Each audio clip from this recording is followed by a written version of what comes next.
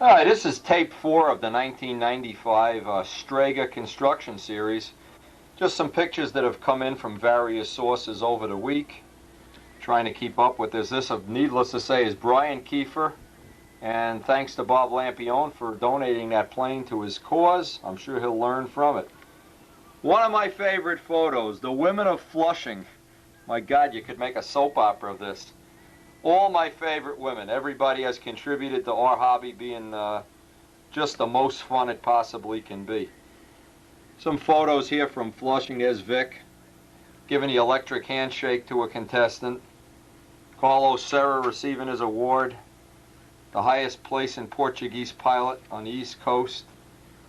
Macaluso giving Brian Kiefer his award. These are the kind of pictures I really like for our album. I will pass these on to Stunt News. One of my favorites. The Bhagwan doing what he does best. Get the camera caught in his eye. Lenny Malota, Cardinal Kit owner. Look at the face. I love this face. Can you believe this? What a great picture. Anyway, there are some really nice ones. Here's a nice one with Big Jim and Midgley. All right, we hope you got your video camera all dialed in here and whatnot and whatever here. Some more tsunami pictures that came in over the week. Nice photos here. These are from Midgley, by the way. Anyway, thanks to everybody that's been donating photos. Hey, Billy Suarez. Man, Billy Suarez, look at the smile on that face. Unbelievable. Borelli, the Borelli man, the Lampione man.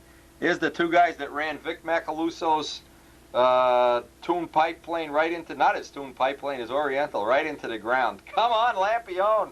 No more crashing, Lampione. Gives me a day of work. Carlos Serra's wife. Unbelievable. Nice picture of his, nice picture of Borelli giving Lampione a launch. Look at the snake in the background. Reptile City. Another picture of Tsunami here. We'll get these off to Stunt News right away. Nice flying picture. This is one of my favorites. This definitely is one of my favorites. Greenaway. Jeez. Look at the faces. Look at these. Murderers Row, Forbes, Greenaway, Mike Rogers, Windy. What are they looking at? Scrapbooks, Playboy. Look at it. Get that light covered up on that camera, dummy.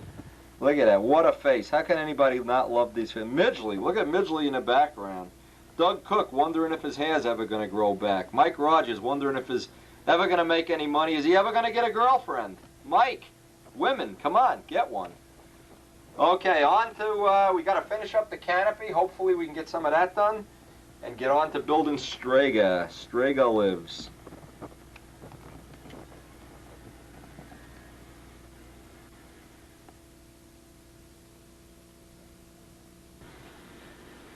Tape 4, as we begin, we have some work to do today on this canopy. A couple other little things I want to take care of here. And we hope we're going to get some more construction footage of Strega on this. I got some news I want to run by you real quick, though, before we even start. I just got this information this morning. I got it from Steve Busso. So if it's not correct, call Busso up. Steve passed on the results of the World Championships. You'll probably be getting this tape a lot sooner than you'll be getting your model aviation or flying models or whatever. Chinese were 1, 2, and 3. Paul Walker was 4th. Ted Fancher was 5th. Somebody from Japan was 6th. An unknown person was 7th. And again, this is from Steve Busso. Bob Hunt was 8th. Kazmanada was 9th. Dave Fitzgerald was 10th. Robbie Hunt Jr. was 3rd in the Junior Championships. Anyway, just to pass that information on to you. Anyway, we are working on Strega's canopy. A lot of logic to this. We want to go, we think the Nats are going to be in Pasco, and unlike Lubbock, we hope we can fly an airplane that has a normal weight. We're not looking for the ultralight, ultralight, ultralight plane. We will be putting a little more detail into this than normal. The tape before this, tape 3, had all the canopy detailing on it. All of the detailing. So from this, we're going to pick it up with a little bit of details that we haven't had on the previous videos. Maybe some ideas you can use on future planes that you're building, hopefully. We will finish up the cockpit and then move on to the other construction parts. But Right now, another thing I haven't mentioned, and I got the information last week or whatever, I just never put on a video, is congratulations to Vic Macaluso. He beat me in that election. He beat me like a bad stepchild. Congratulations to Vic, and I'm sure we're going to get some good informative coverage of our area out of it. Anyway, as the good loser that I am, I will try to help him, obviously, in every way possible. We kid around with each other. Vic and I have been kidding around for a long time, but basically, I think we respect each other, and I hope he respects me. He knows that, you know, I bit a guy's ear off one time that didn't respect me. So anyway, Vic, hold your ears. Anyway, just kidding around. Let's get on with doing some cockpit detail. The days are wasting.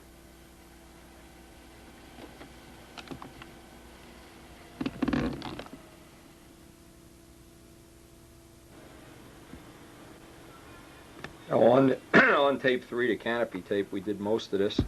It's still in pieces. You still can disassemble it. And I would suggest, if you haven't seen tape 3, you know, that would be a good place to start if you wanted to do one of these canopies. Take the guy all apart, take the seat out. You can pretty much see how we made all these little parts. We detailed them on tape 3. And now we want to get into some more detail, and then we have our stick there and everything. One of the things I want to do, I want to put some more detail in this area here, up around the front. And I'm going to start by doing that with a piece of tubing. Let's see if we can get this on the macro lens here. You can see what I've done is put simulated Zeus fittings or rivet heads here with that piece of sharpened tubing.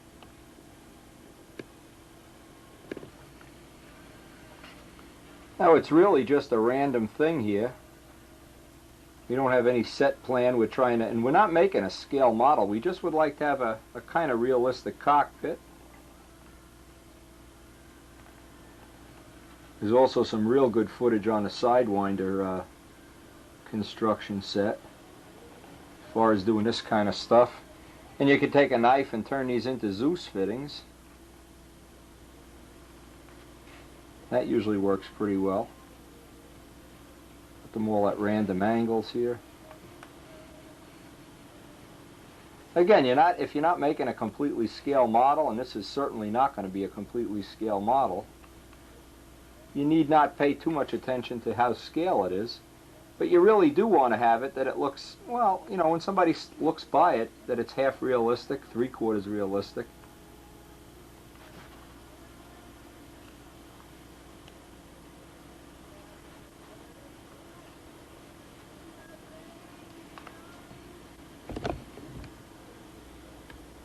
What these actually do, the tubing sinks right down into the paint that has a little bit of extra talcum powder in it. And you can see you can make any combination of rivet heads. Now along the side here we'll put little dot rivet heads, and then in the back here we want to detail it up a little more. Again, we're just putting it back together. Each time we do this, put the parts back in, get a look at it, how does it look, complete, not complete, and then add some detail. You see we added a little dot to the middle of the stick. To the middle of the throttle quadrants we added a dot. That kind of made it a little more realistic. Every chance you get more dotting, more riveting. Letrosets would be good. If you're really in a pinch, you can go to a car parts. Those little model cars have all kind of little decals you can use. Anything. Anything that can busy this up and yet still look realistic. Now what I'm doing, I'm taking different sizes of tubing, not making them all the same. Each one just a little bit different.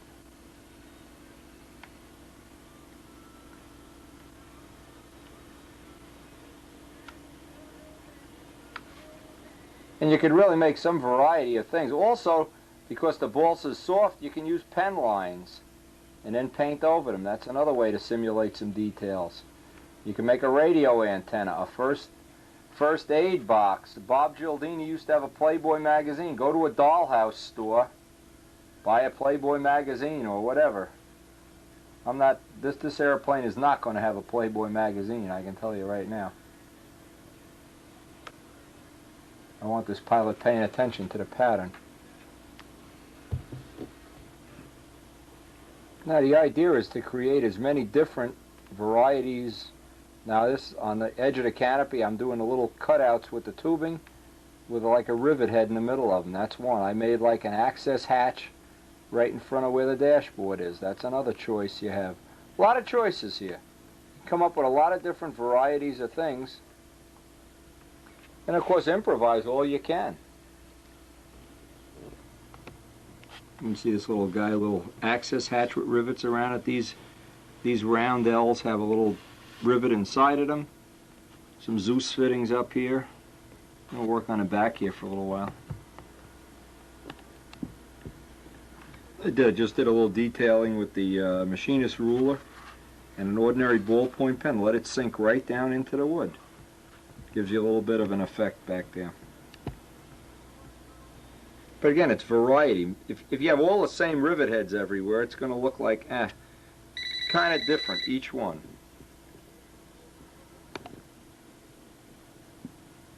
And what I did, I tack glued all these pieces in position here. And what I'm trying to do now is get a nice tight fit. And what I did is I drilled a little hole down in here and put a little piece of coffee filter in there.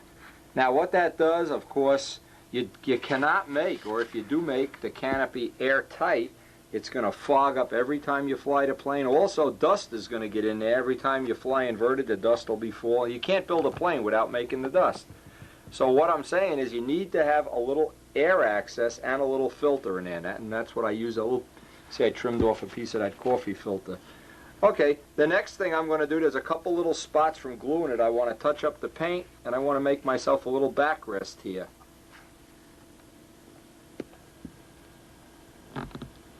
Now I'm just sitting out here and putting more and more little rivet heads and details and whatever in here.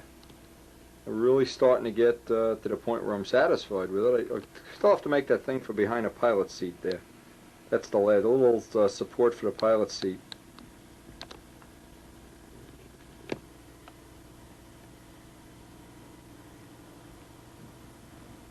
Remember, we're looking for a little texture, for a variety. All these little rivet heads, it all comes together. Every little thing comes together here. I think this is going to be a good one. I'm kind of optimistic about it. Alright, I'm going to make this little piece for behind here, just to make it out of 16th plywood.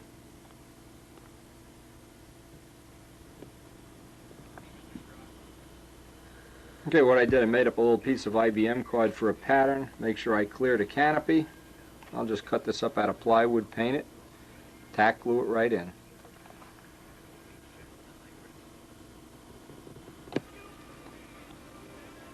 Okay, again, just burned the holes in just like I did with the little grindstone on the end of the Dremel shaft. This is ready to glue in place now. We get rid of the pattern.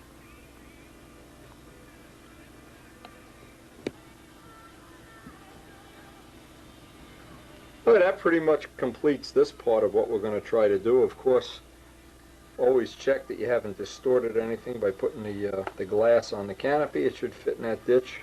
We won't be epoxying that on right now, but when it comes to the right time, we haven't decided right now exactly how we're going to finish this up. But being that far ahead of the game, it's a lot easier to do it this way than once the plane is all put together. I hope you got something out of this. We'll pick this up tomorrow with more construction things, making up parts. Really having, be glad, I'm glad anyway, that this cockpit is finished. Kind of go back and look at it, and I can always add a couple more rivet heads or something as the time goes by. Kind of happy with the way that came out.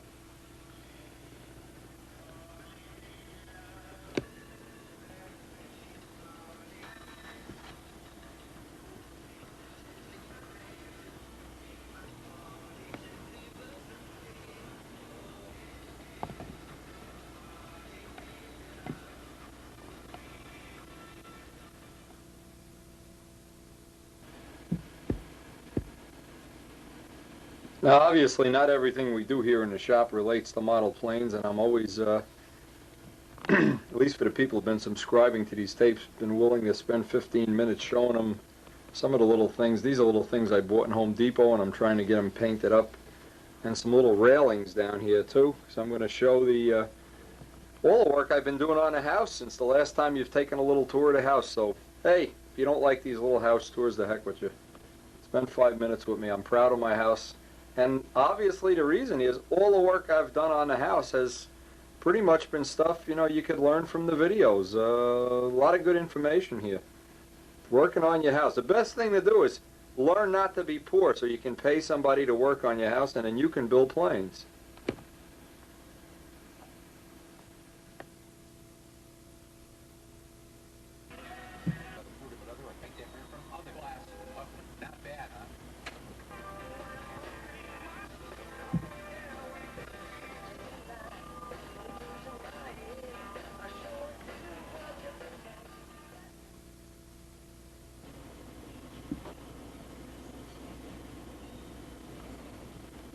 No, I just wanted to show this. This is the final product of all that painting I was doing. We put this big shelf, put all the windows in here, whatever. The last step of this whole job was going to be to replace the floor. We have some ceramic tile here. There's a purpose to all this, though, and I wanted to mention this. Not going to belabor this point. All the skills you learn modeling really don't go to waste when you have other jobs to do. In fact, if you look at my truck is ready for some major body work here in a couple of spots up by the front door. Modeling skills, the same skills you use to, build tsunami or whatever, you can use in your house. And you certainly I've used them doing this house. Hey, all these windows have been replaced, shelved. Georgia Ventrini did most of the engineering here. We have some fancy molding along the edge here. I don't know if you can see it. But the purpose of all this is you can use these modeling skills for a lot of things. They just don't go to waste.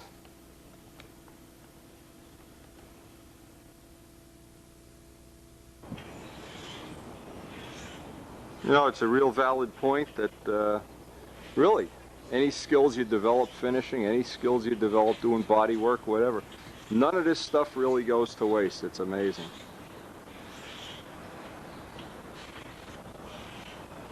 I don't even know if you can see this on a video, but we have about 20 tons of mica schist rock, that sparkly rock. We've been loading this up. And believe me, as soon as this house is finished, believe me when I tell you, I am looking forward more than anything in the world to having this house finished. Once this is finished, where we are going to go back into full-time modeling. I can't wait. Well, it's Halloween day and the kids haven't wrecked our pumpkin yet anyway.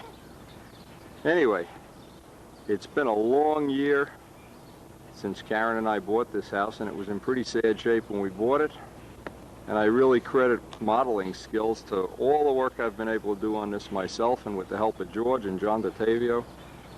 It's really been an exciting adventure, to say the least. So let's go do something down in the shop. Enough housework for today.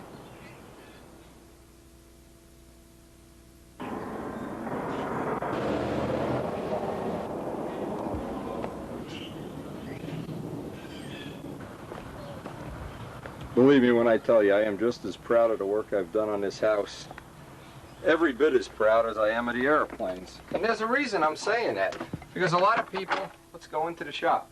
A lot of people, they work on planes, right, and they don't realize it's valuable stuff.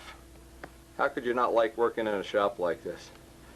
It's valuable stuff you learn. You don't learn things and then just use them for model planes. You can use it for so many other things in life.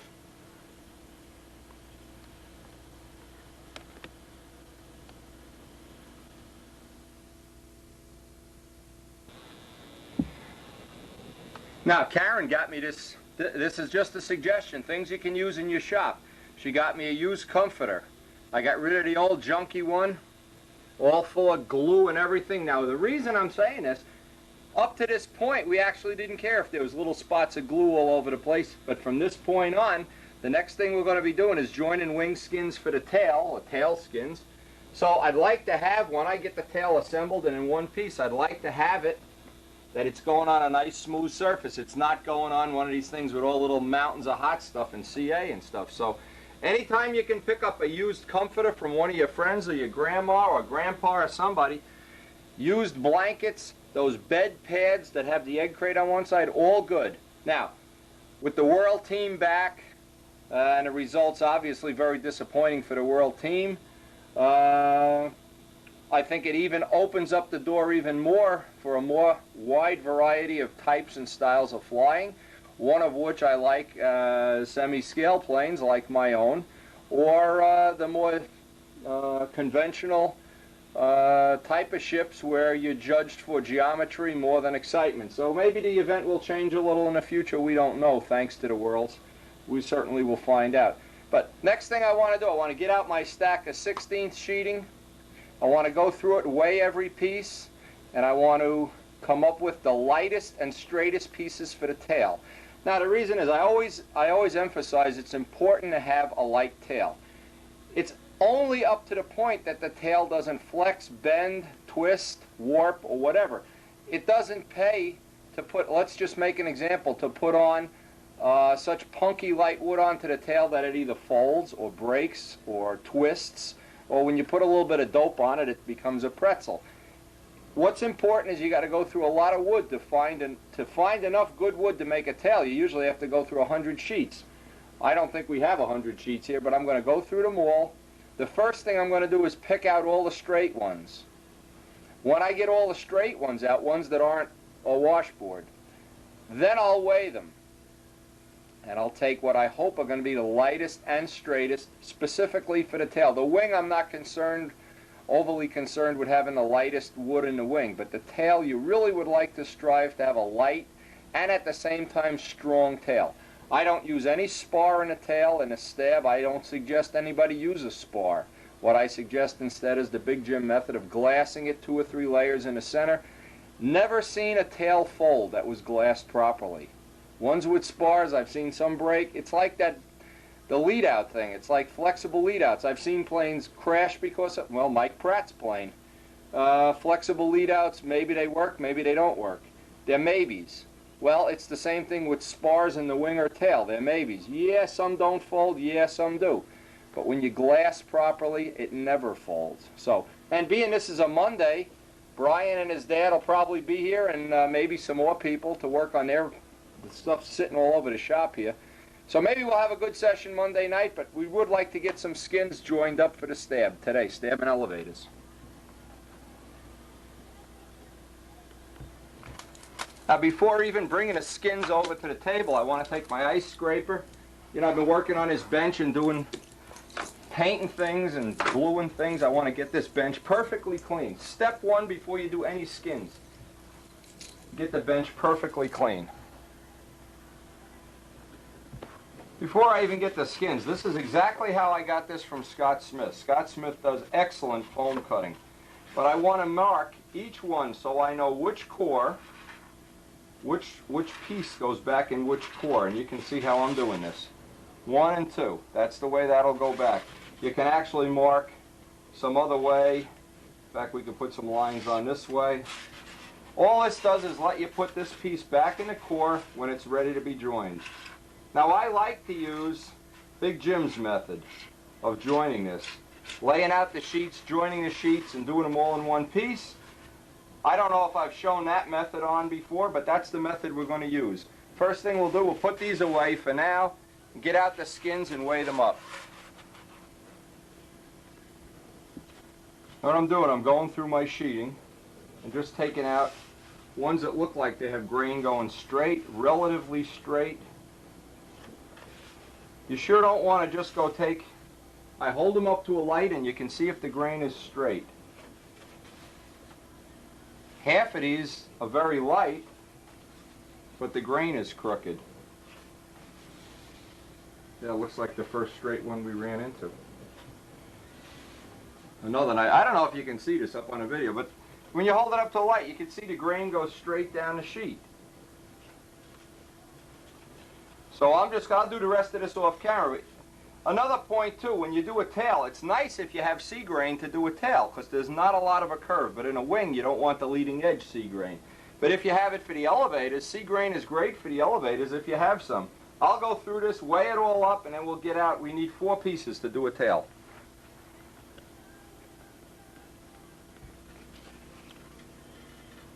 Now I'm just going to weigh these pieces up.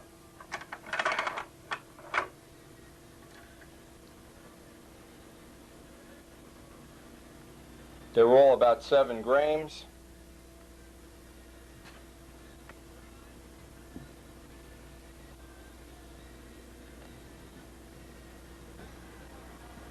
Now what I've done, I've eliminated all these sheets.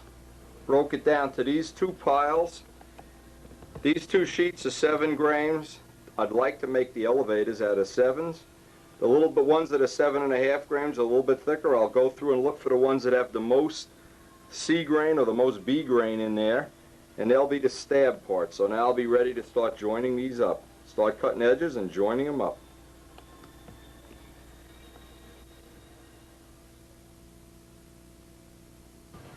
Now if I measure this real accurately, I can get both pieces. I can get them both out of one sheet. So what I'm going to try to do here, cut the sheets right down the middle, and that'll be my starting point. I'm using a T-square. I want to square off the edge. Now what I have 2 sheets here together. So I want to make sure I'll put the line right on both of them. Now what's nice about using this method is there's really very little waste, and it goes relatively quickly when you want to sheet up a tail. All right, next step is, where's the old new X-Acto knife? I want to cut both sheets. The other advantage is by using only 2 sheets of wood to do this, what we're going to wind up with is, you know, the 2 best sheets that we have. We'll try to use up those 2 7-grain pieces.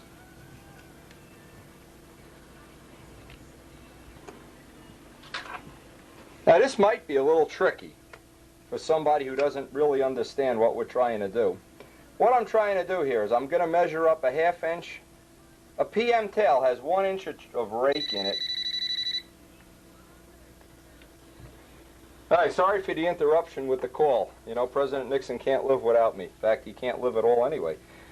Here's the deal. Now, if I explain this, a PM has 1 inch of taper in it. So we want the sheeting to run parallel to the leading and trailing edges, which means the joint in the middle, which is going to get cut out, we don't need to have a perfect joint. But what I do is I measure up. Since we know it's exactly 1 inch, I measure up a 1/2 inch on one sheet and a 1/2 inch on the other sheet. Again, this doesn't have to be ultra accurate, because this joint is going to get cut out. This is just a reference joint.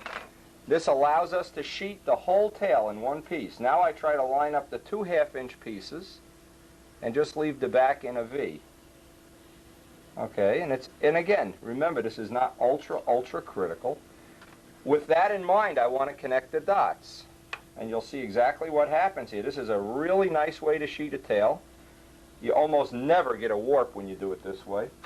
Brand new X-Acto knife. You cut both sheets at the same time.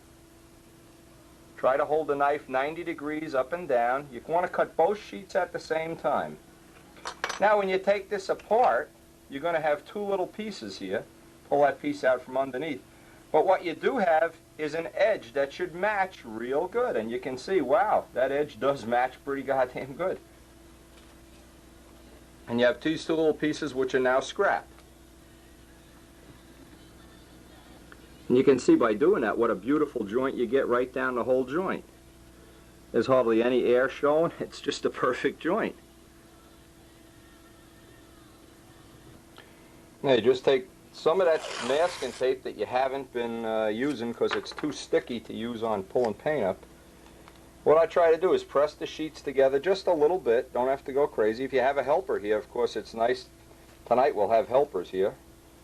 So we'll do the same thing. And Brian's been putting his stuff together, getting the technique down pat. Just want a little bit of pressure on it. Get the tape on it, flatten it right out. Again, this doesn't have to be a totally fussy thing because we're basically going to cut this out.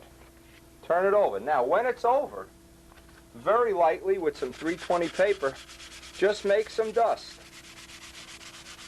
The dust gets into that crack and it kicks this thin CA off almost instantly. Leave the dust right on it. And just take the thinnest bead of CA that you can put on there. The thinner the better. We just want to do a... Now, if you've never done this before, you might want to take some scrap wood. Here's a good idea. Some scrap wood or some old wood that the dust from the paper towel kicks it off. and make up some phony skins, some dummy skins or whatever, just to get the technique down pat before you use up your 2 or 3 best sheets of wood. Now in this case what I want to do, because we're going to be referencing off of this line, and we will be removing this line, I want to put a red line down here so I can reference off it. This will be the hinge line part that gets cut out on his tail eventually anyway. And of course I'll just repeat this for the other skin, pull off the tape, and you'll have his skins.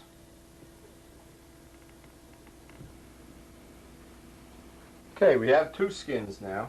Now before we do any sanding, you want to make sure you have both sides nice and smooth.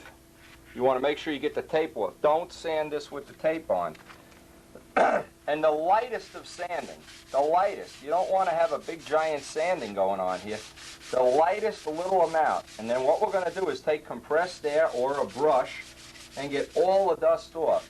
You don't want to turn this sheeting into, into paper right now. And whenever you flip this over, get rid of all the dust. If you haven't seen that video that Scott Smith and I made on sheeting wings, that's an excellent one. He shows his method, and there is nothing at all wrong with his method. This is only the method and the little variation of it that Big Jim kind of came up with. Now, just want to feel around, make sure you don't have any big gings or anything in there, any splits in the wood. And that's pretty much ready to go now. Get rid of all these little pieces that we cut out. Just break them up and get rid of them. Now once you get a nicely sanded surface here, smooth, you might even want to use 400 paper on this. Real important to get all the dust off. You have choices here. Vacuuming is okay, but be careful you don't break the sheet. These get delicate after you sand them. The method I like, I take my air compressor and put on an air chuck, and I can take them outside, take them out in the backyard. You don't want to do it in here. You're breathing enough junk in here as it is. And just blow the dust off with gentle air pressure. I like to sand both sides. Make sure, now see, even after I scrape the table, from doing the sheeting, I guess I got a little bit on there. Constantly watch that you don't have little things on that table. And watch that, if you're new to this, if this is all new to you, check that Scott Smith video out. That is an excellent information on there. One thing you'll notice on that video is how many times we vacuum and clean the table. Because you want these wing skins, once they go on, you want to do a minimum of sanding. You don't want to go into sanding mode and all of a sudden what happens is you sand through the edges and the corners and everything. The minimum amount of sanding. You want to get as much sanding done and make them perfect at this stage of the game. Okay, now we have 2 relatively nice skins here anyway. Now, what we're going to need to do obviously is go make up 2 more. We'll do those off camera. This will be for one side of the tail. We'll do the other side of the tail. I'm just going to be redundant, repeat this off camera, and we'll be all set to start sheeting up this wing. Again, real important to keep little mountains of dust off the table. You have to, when you're doing wing skins or tail skins, whatever, perfectly clean table is so important, so important. If you don't have an air compressor with an air chuck, another good way of doing this is you can take a vacuum cleaner and just reverse the pressure so it's blowing. Almost every vacuum cleaner has that option. But you want to get, here's the thing you're looking for. You want the skins to have no dust on them at all, and when we finish sanding the cores, no dust on them at all. So that when you put the spray glue, you're not spraying over all this dust on both sides. You want no dust at all, sanding dust or foam dust, when you actually get ready to glue. Now here's one of these little tips that's worth its weight in gold. You can see we have about 5, 6 other sheets here. We don't want to take a sheet, even though this is a light straight sheet. See how it has these brown spots in it? Usually that means it's good wood and everything, but what's going to happen when you go to finish this, where these spots are, you'll see whoosh, dope will go in there like a sponge. So right now, because we have other sheets, we want to pick out the 2 of the straightest sheets, go through here. This one looks kind of mediocre. This one is almost perfect, so we'll put this one aside. Look down here. Selecting this wood out is really, now see this thing you don't want to have, because what happens up here is you have one side of the wood that's real hard, and as you get down here it's all stringy and, you know, it's nice and straight, but up here you have that big, I don't know what you call it, like a pine, knotty pine look. This is a good piece that has one check in it. So we have one here that has very little checking in it. So we have two pieces here. We'll pick those two out, and we'll just repeat the old procedure. We're just going to, in no sense doing it on camera, we want to wind up with, of course, 4 sanded, ready-to-go wing skins, and then we'll be ready to move on to sanding the cores.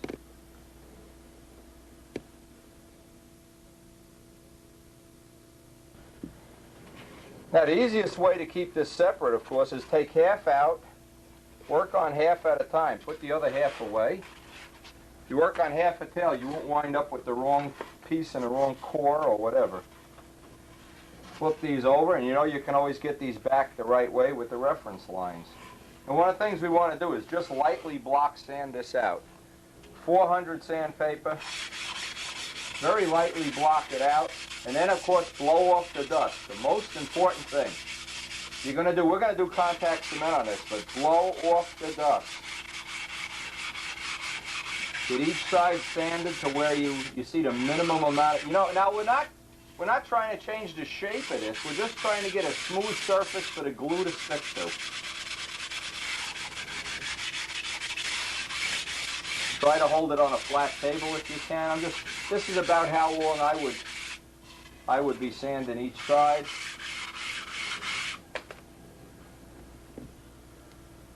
Now on the macro lens, this is an unsanded side. You can see there's a lot of dust, all these little valleys fill up with dust. This side is sanded. You can see the valleys are much smaller. You're never going to sand it so there's no valleys. Don't keep sanding it. Just get a nice smooth as possible surface on there by block sand. And then of course the most important thing, blow off with air all of the garbage.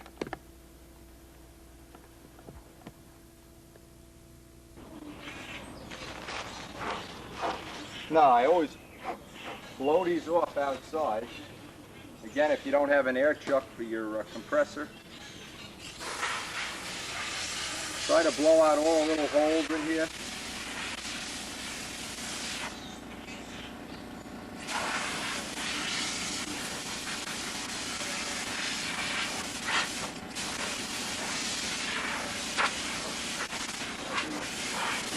Blow off all the sheeting out here. Now you'll notice one thing we've done. I marked the hinge line, and this is 1/8 of an inch further forward on the new PM. This is an update to the PMs that have 4 to 5 controls. The elevators are 1/8 of an inch bigger, and the stab is 1/8 of an inch smaller. So we've taken that into account when we referenced off Scotty's lines. In other words, the elevators are 3 5/8, and this is 3 3/8. Of course, the taper is equal. So that's an important thing. If you're going to build the updated new Cardinal PM, move the hinge line forward 1/8 of an inch.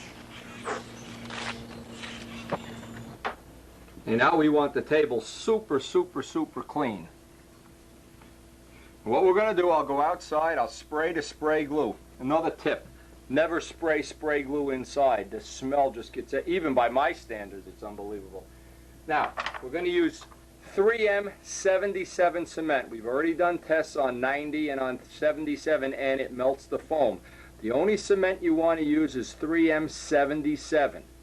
If you can't find this locally, I'll pick up a can for you here, or the stuff Sig sells is in, it's 10 bucks and it's in a smaller can than the big, if you buy it locally. A good place is Home Depot, Channel Lumber, they all seem to carry it. But make sure it's number 77, not 77N or 90. Even though the cans look identical, bingo, you're out of business. This is what you're looking for, number 77.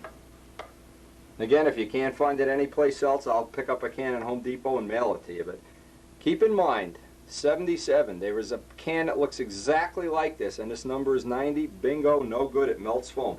And always, if in doubt, do a little test. Test it on one of the old cores or something to make sure you don't have cement that'll melt the foam. Now this is probably the only step in the whole thing of sheeting a tail that's tricky. You notice we have the line down our seam, and we drew the line on the core. We've moved that line 1/8 of an inch forward, as I said, to make this an updated 4 to 5 type PM. And we will be modifying the control system accordingly. Here's the point though. When you spray glue this, you get the spray glue on this, and you spray the opposite side here. And of course you want the big side, small side to maintain that all the grain is going even to the edges. That's what keeps it straight. The most important single thing is when you drop this down, you don't do that. If you do that, throw the core away. You can't rip it apart. You've got to get your 2 fingers by the red line, and this is what I do, and just drop it down, drop it down, drop it down, drop it down, right in, so the red lines are within 1/4 of an inch. Roll it back, roll it forward. Roll it back, roll it forward, trim it. But you can't put it down like that. You can't put it down like, as soon as this touches, even if it's crooked just a little bit, you're screwed. The party's over. So what I try to do, and this is a good trick, is I'll try to, at this point in time, get a little piece of tape right on here. Just a little piece. This will just hold it so it doesn't kind of walk away on me. Then I can reference off and see my red line and drop it right down. This will hold it to the table so this doesn't walk around. I've done this a million times, and I've gone like this and just moved it. It's done. It's gone. Like to get the red lines to line up as close as possible. So, with this has been sanded and vacuumed and blown off and everything, this side is blown off. I'm going to take these outside and put the spray glue on them. Give the spray glue about, oh boy, 2 or 3 minutes to dry. When you can, well, we'll do this on camera. And then we'll come back and try to drop this right in position. Okay, now I gave this one pass. One pass. This is kind of now the way you tell if it's ready is when you can pick that up with your finger. Okay, I'll do the same thing. I'll take the core outside. One pass. Candle it. Look and see that you have all little dots, that you're not missing a spot. You don't want to miss a spot. You don't want to build big globs and runs of glue on here either. And what I've done is I take, at this point in time, get all the extra spray glue that seems to always wind up on your hands. Get that off, because otherwise you're creating things that stick back and forth and whatever. Nice clean hands. I want to check the core. The way I'm going to check the core is when I can pick it up with the tackiness in my hand. Of course, I'll drop it right in there before the day's over. Now, I want to line up, and the most important thing, too, is to get glue along all the places there's going to be edges. In the middle, if you leave a little off, it's not the end of the world, but you don't want to have the edges. Now, line it up, line it up, line it up, line it up, line it up, little by little by little. This takes time. You don't just drop it in. Step 1.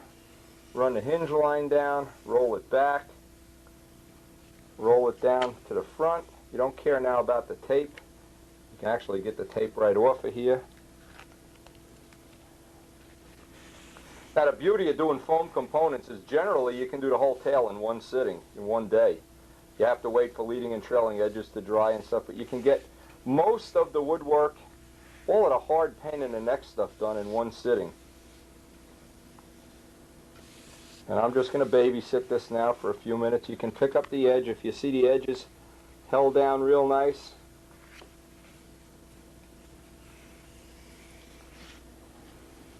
And actually, the faster you can do this, the better it is, because the sooner we can get the leading and trailing edges on, the leading and trailing edges will hold this and contain it. We'll let this sit in the cores while we're doing the other side, half an hour or so. But after half an hour, I would say the maximum of half an hour, this is going to be done, and I'll just run my hand up here. This is the most important part. You get that part done and get this edge done.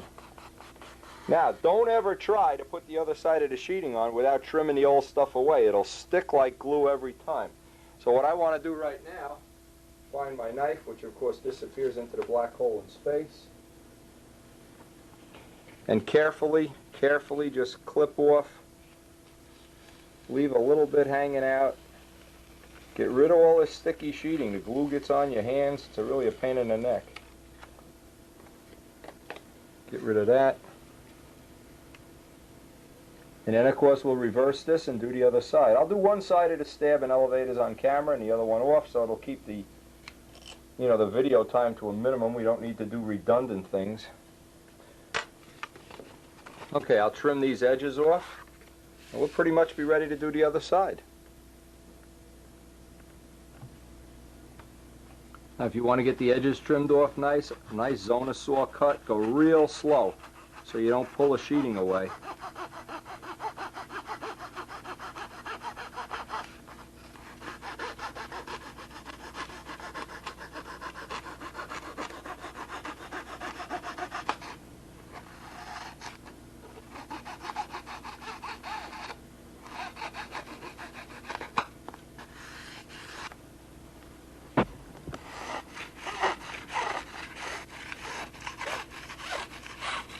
If you try to cut this with a blade, you'll always chew up the edge, and you want to keep, especially the side that's going to get joined, nice and neat so you don't have a lot of trimming to do when you go to join the halves together.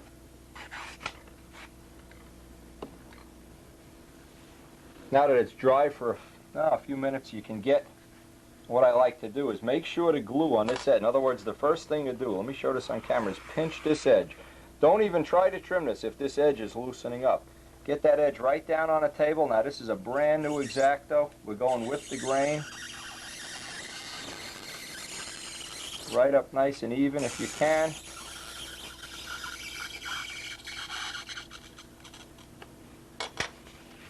And get rid of that wood.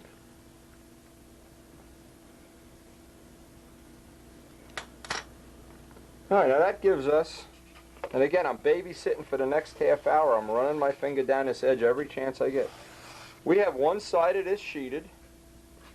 Goes very quickly, relatively accurately. I don't want to get a lot of sand and dust on here. I just want to trim this, give it a little trim anyway. Be ready to sheet the other side.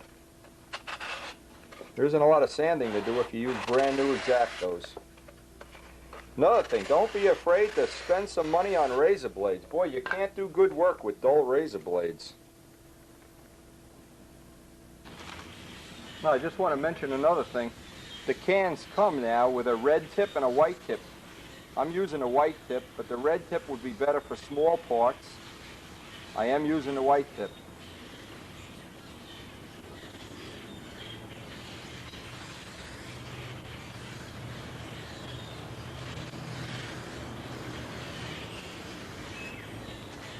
Now what I'm doing, I'm going to candle this. Let's see if I can do this on camera here.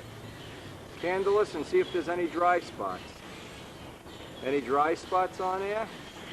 Look at it both ways. If there's any dry spots, go back and touch it up. But you really don't need a lot of this glue on. You can really tell. Yeah, it doesn't take long and it gets sticky. All right, I'll do the sheeting the same way.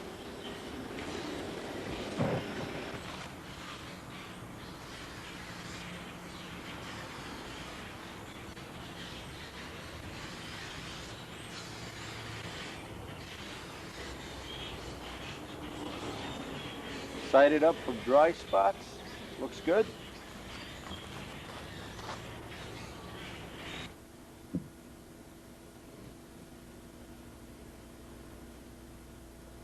Now it's a little bit easier when you have the sheeting on one side because you can line up that center line a lot easier.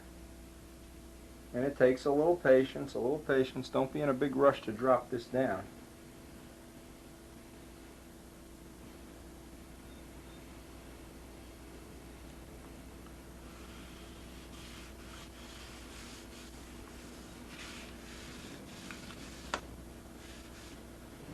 Get rid of that tape now.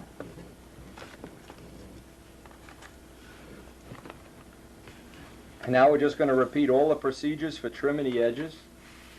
Babysit the edges, press it down real nice, and we'll put it in the core to dry while we do the other piece. A half hour in the core should be plenty. Now what's a good idea here too, if you've never done a foam wing or never used the cement, do a little test panel, because if you don't put enough glue on, if you leave dry spots, it's a problem. The sheeting's going to come off, and you're going to lose some of your integrity from the monocoque. You also, if you put too much glue, you're going to wind up with a tail that's heavier than it has to be. Again, it usually requires a little babysitting, and we'll trim off all the edges. Now, while I'm working on the other pieces, the other side of this, obviously we need two sides. Just want to babysit this to last a little bit. Now notice I want to line up the lines. I don't want to have this, you know, different cores, different things. Try to get it right back in the same core. This is why I haven't taken the other one apart yet. Notice this one is already sheeted. And you can put some weights on top of this. Get it in a flat part of the table. I guess over here is fine. Get it in a flat part. Put some weights up on top of it.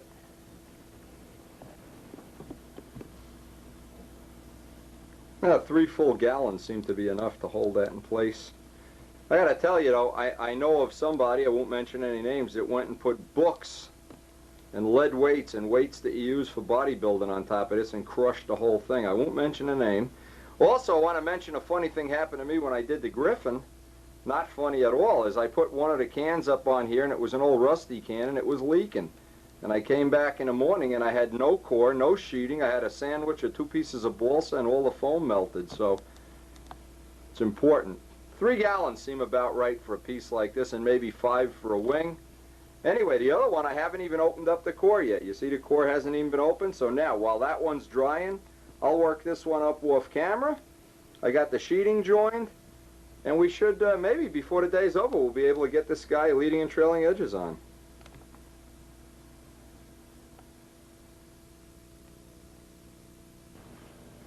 Alright, now we got the second one done. So obviously we're just going to transfer over all the cans, make sure the cores line up real nice.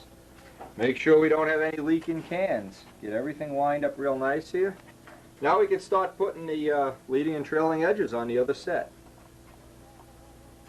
See, the whole idea of this is to save some time so that you're always working on something. You don't like have to spend an hour now just waiting for glue to dry. While this one's drying, it's been roughly a half an hour. And we're ready to go on this one now.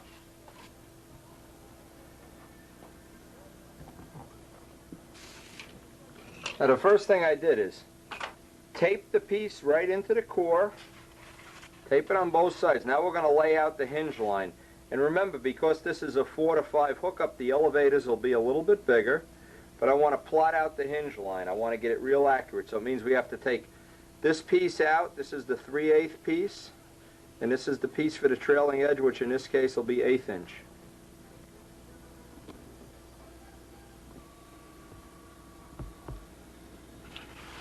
Now you can see we plotted this out. This is going to be the hinge line part that's removed, and we also are going to remove, we have to go figure out the width of the horn and then remove this end piece. Now if you don't do that, you don't maintain that nice even flow, and you'll get a little step in there. Not a good idea.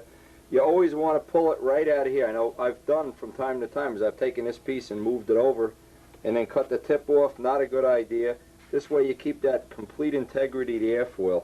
And my opinion is I started out in the beginning thinking a flat tail would fly just as good. I found out my flat tail planes were not as good as the airfoil ones.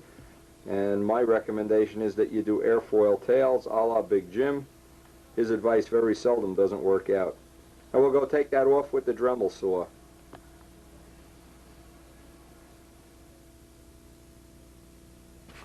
Now what I like to do, I start off with a brand new blade here. The blade being the wider of the two that Dremel makes. And make sure you have 4 pieces of tape holding this in position. The idea of this holds it at a 90 degree. If you didn't use the core, you could never get the angles perfectly 90 degree. The core holds it 90 degree, and this allows you to strip this piece right out.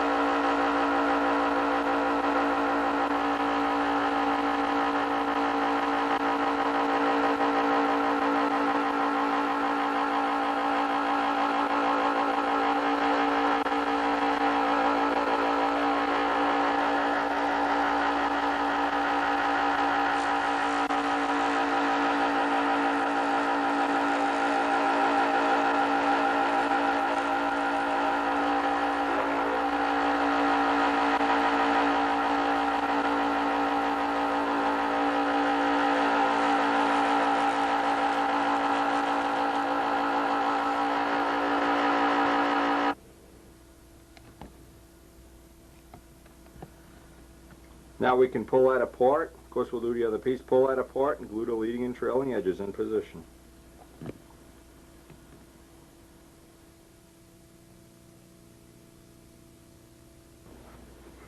Now, before you even take them out of the cores, you can get that maintained. Use the core to hold a 90-degree angle. Just get a light sanding on the old sanding belt.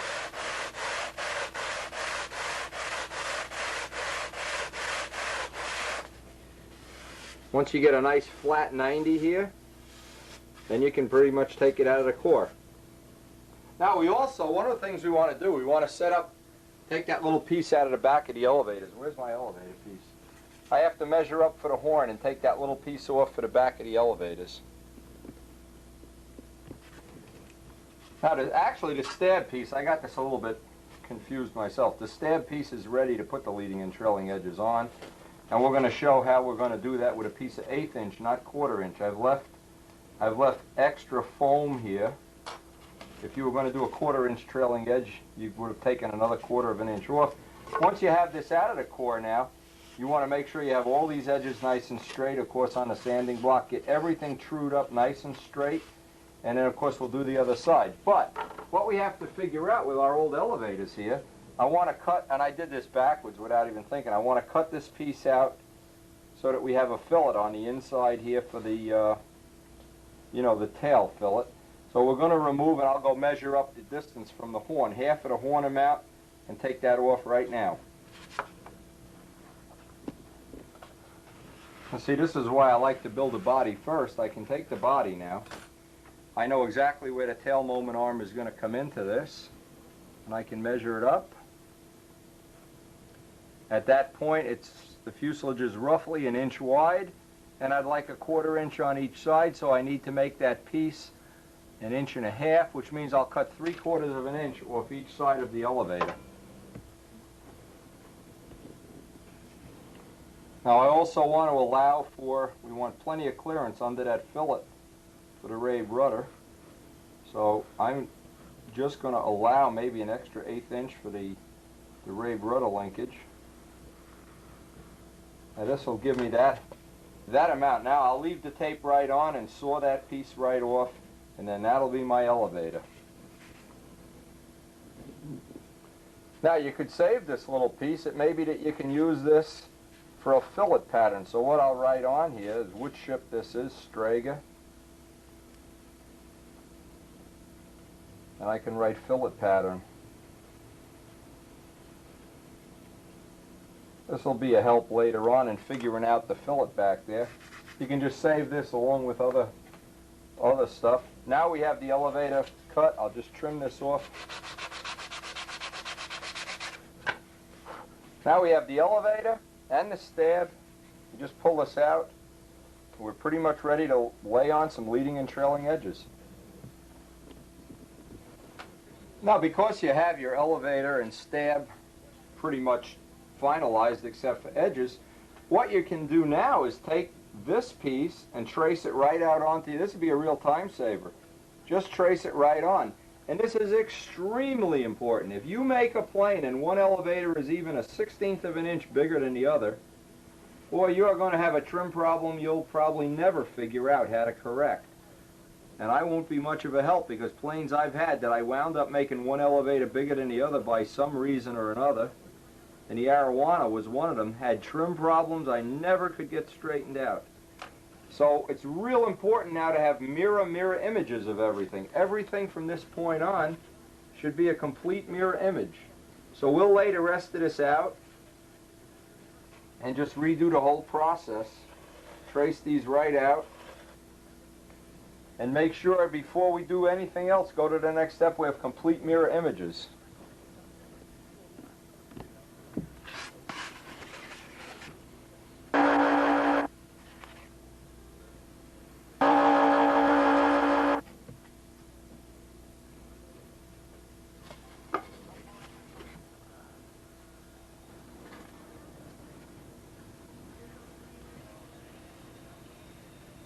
Next step here is we're going to marry everything up, make sure we have complete mirror images, and get a center line on everything. I'm going to transpose the center lines onto the the front and back here. Of course, we've got them sanded away, especially on the edge of the stab. Let's get the center lines back on there, and then we get ready to cut the leading and trailing edges up.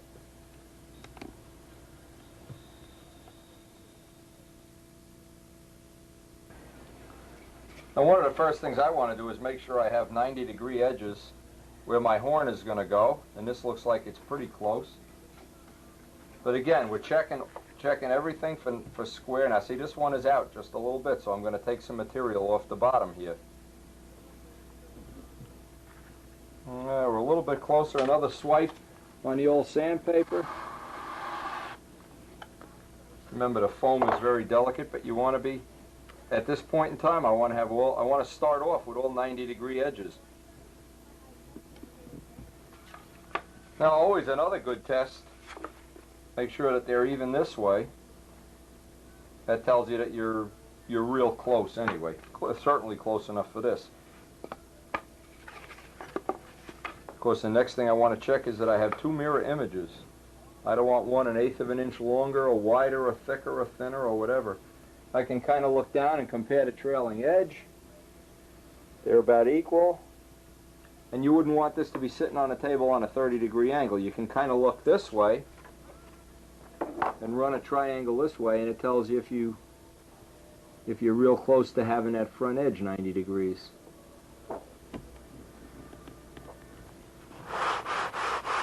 Now, I've got real good mirror images here. I'm just getting a nice finished edge on this. Again, this is a very important thing. Mirror images. Stack one on top of the other, and they should be exact. Now I do the same thing for the stab parts. Put a little bit of a finished edge here. Uh-oh, President Nixon calling again. Now, first thing I did, I took the punkiest piece of, and this really is a punky piece of wood. Actually, it's a piece of scrap wood, and I want to trace out the hinge part of this that'll get beveled and hinged. Leave a little extra material on there. Trace it out. These are actually the caps. This piece will be 3/8. Make a nice tracing of pretty much where it'll be.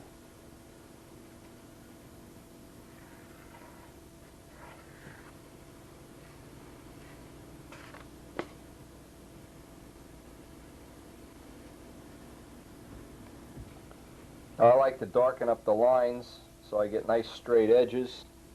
And I'll repeat this over and over for all the caps that'll be on here. We'll do all the caps at once.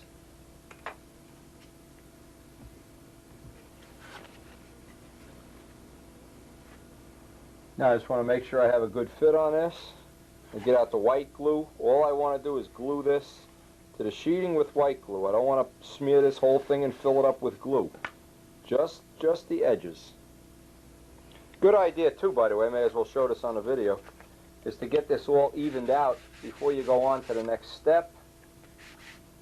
Dress off all the edges. You'll wind up with less glue in there when you do it that way.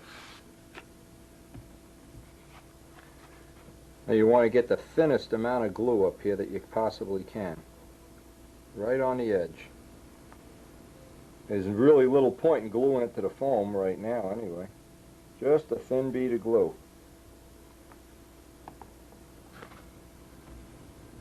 There's a nice little trick. What I did is I sprayed the other part, the other side, with just the slightest spray of Windex, and that just seems to mix with the white glue just enough that you get a seam that you almost don't have to sand. You don't get that big bubble of glue hanging out the seam. Just spray either with water, and you could wipe it with a sponge with water, or a little bit of, I like Windex, and now we can tape this right in position while it's drying. And hopefully we've avoided adding all that weight of all that extra glue.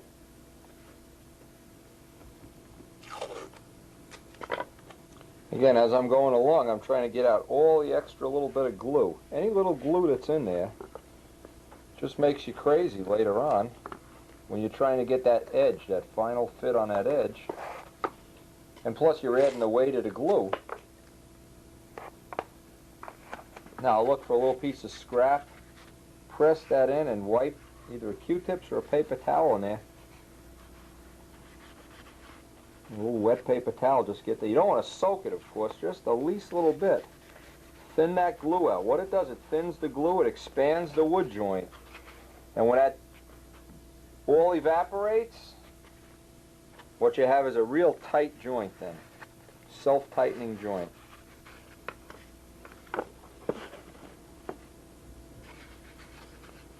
Yeah, pretty much another piece of scrap. Notice I'm always trying to use up scrap. A lot of people don't use up the scrap, and they wind up wasting a lot of wood, and wood is so hard to get that I really hate to waste any of it. Trace out the trailing edge. In this case, it's just a piece of 1/8" wood. Leave it a little oversized on each side. Same thing, I'll put the glue on this side. Well, I'll cut this out first.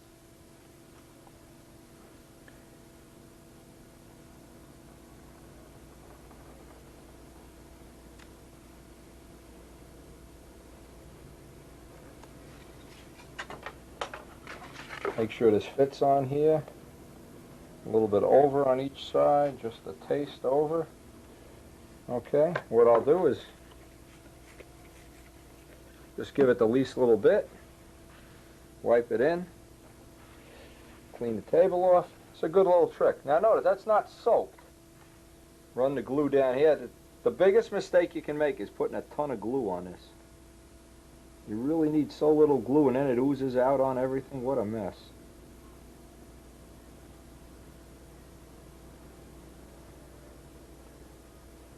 If you don't have enough glue and the seam starts opening up, you can always shove some white glue down in there. I'm just trying to spread this out nice and thin. I don't want any globs.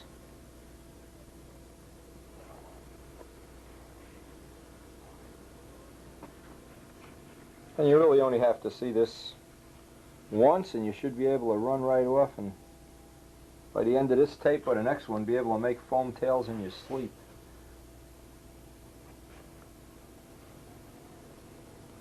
One thing about foam tails too is they almost always come out straight. You can't say that about making built-up tails. Even all the methods I've tried, you know, a certain amount are always just not going to come out perfectly straight.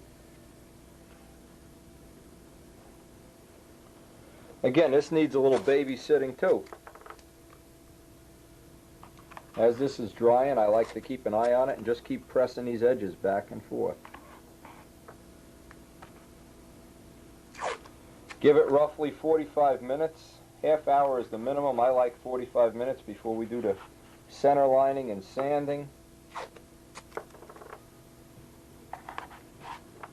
You do one thing. You very seldom get a foam tail that's crooked.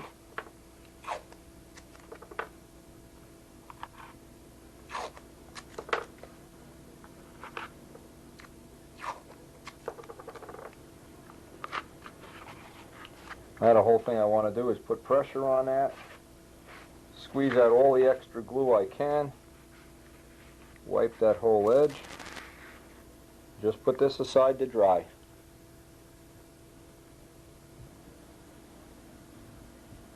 Alright, I'll just repeat this off camera for the other side, and then we'll start working on a stab.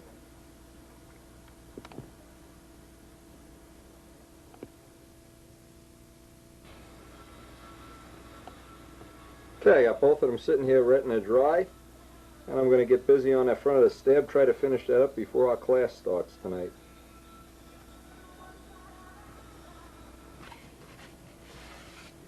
Now this is one of the things that's going to be a little unique about this, is I want to have hollow leading and trailing edges. So what I've done is laid this out real accurately. You can't have a sloppy fit here or a lot of wood that you're going to carve away. You have to make sure you get it real accurate. Okay, and that does look pretty good. What I'm doing, I'm laying out a piece of tape right in the center of this wood. Oh, come on, come on, come on, come on. Try to get it right in the middle. Now this will be a guide. What this will be is a guide so we don't carve away more than we need to. In fact, this isn't even on there straight.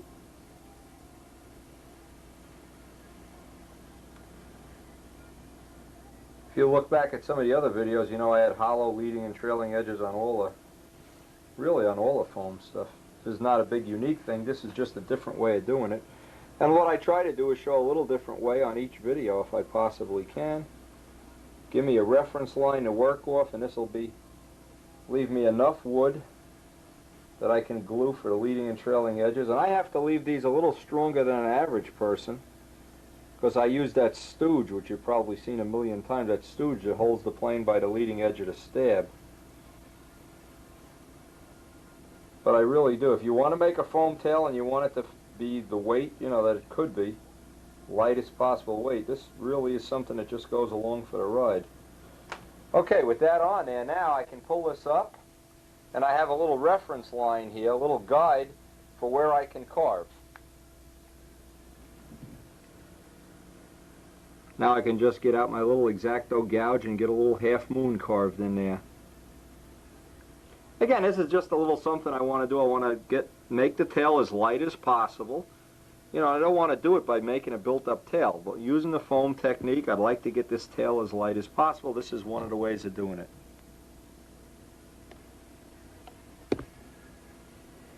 And if you're real careful, you can get this out in 1 or 2 cuts.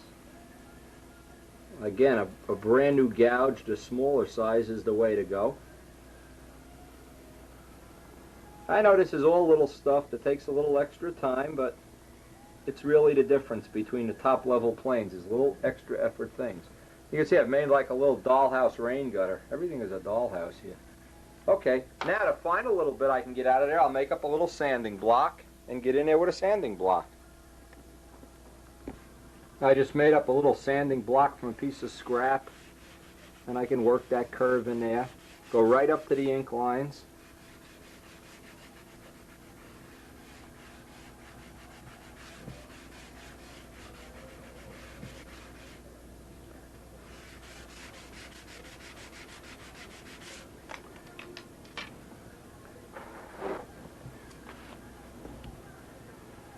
Just want to show the shape here on the macro lens. And we're ready to glue this guy up.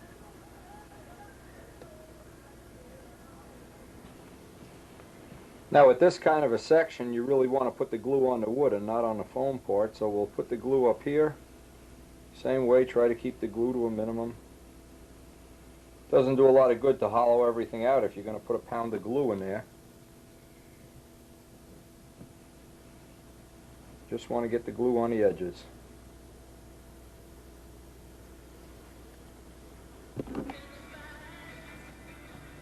Right, now the only piece left to do is the trailing edge, and we're going to do that a little bit different than on previous videos. We just want to try a new system of getting that trailing edge in.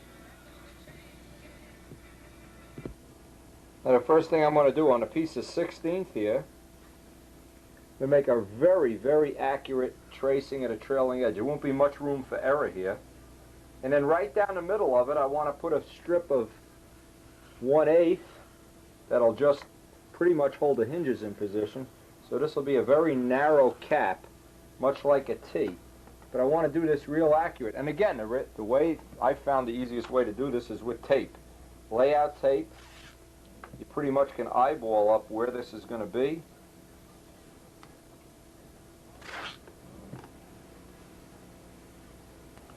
Now that trailing edge isn't going to do much. If you're planning on using a spar, yeah, you may want to, you know, not do this. But the glass does all the, on this type of tail, the glass does all the work. Now I'm just going to trace this out. We're depending on the glass to do all our structural stuff. And this will just be the trailing edge. I'll just trace this out real quick.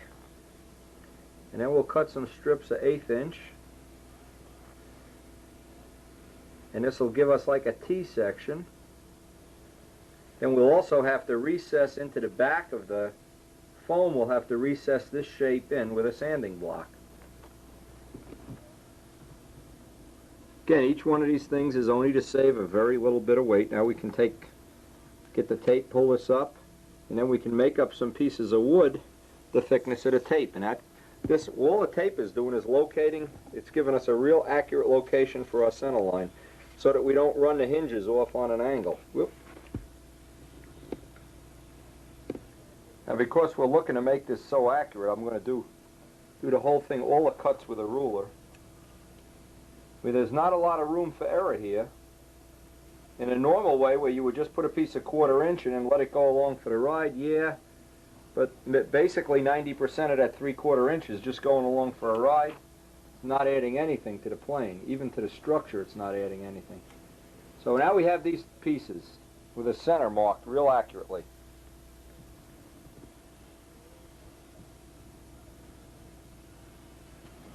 Now we can set our balsa stripper to just strip off some 1/4 inch.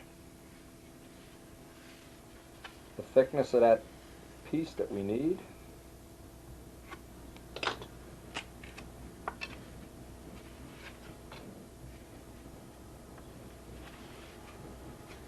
This is the softer edge. You want to look for the softest edge possible. Squeeze the edges and always strip off the softest edge.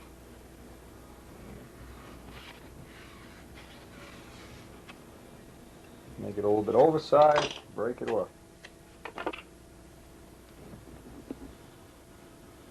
And what we're going to do is very accurately glue this right in the middle of this piece, right on that line that we've established. Make sure it's right in the center. Now I use some slow drying CA so I can reposition this if I have to. Get the position back. Let that kick off. Now what we're going to do is get a center line right down the middle of this and then make a V. I'm just showing this every step of the way. V this out, I'll run thin tape down the center and take some of this material off.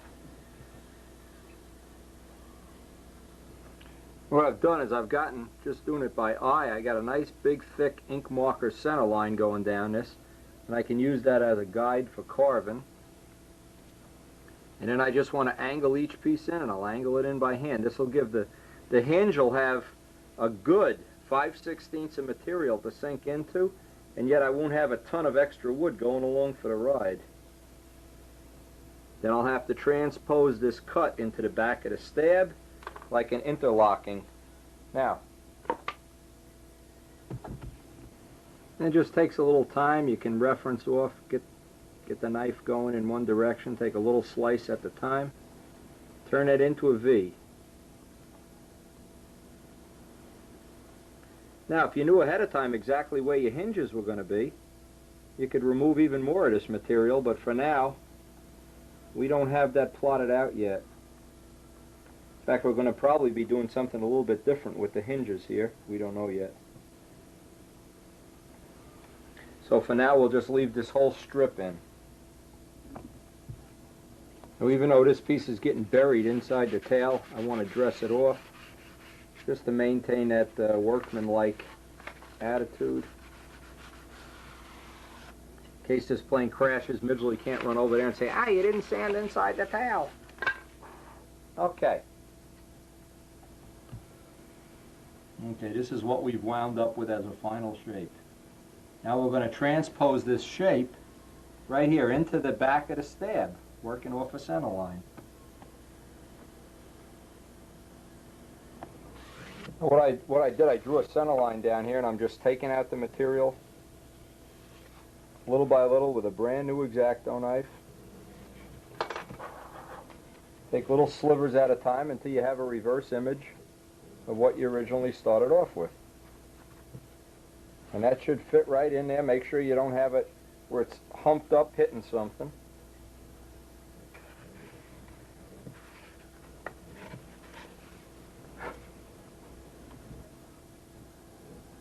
You can see how that fits right in there, real nice. Hey, that's ready to glue in. And then we'll do the other one off camera.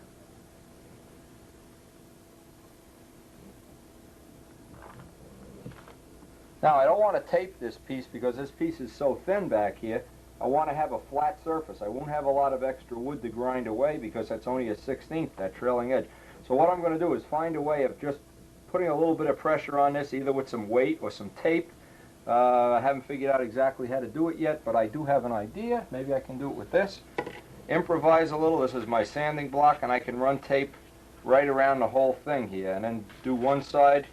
While one is drying, I can do the other one. Let's see if this will work. See, because I really just want to I don't want to put tape on that 16th. It's going to crush it. Yeah, this will be all right. Sometimes like this, you just have to improvise a little. This will confine it down. And I'll just, you could even use a balsa block. You could put 2 balsa blocks in a vise somehow. This way it'll work fine though. And this will give us a dead square trailing edge. Get rid of all that extra, go along for the ride weight, I hope. Every time I hope, it doesn't really always work out. But we'll find out. I get 5 pieces of tape on here, so it's, again, I'm working off a nice straight surface. Sanding block is true now. Maybe a good idea if you did this ahead of time, figured this all out ahead of time, instead of improvising like I'm doing. Anyway, I'll do the other one off camera. Let that dry. And we're pretty much ready to, well, this will be the end of, we're getting at the end of the session. Tomorrow, we got our class tonight. We expect some guests over tonight to work on their plane. We'll put this aside and do our center lines and carving and everything tomorrow in tomorrow's session.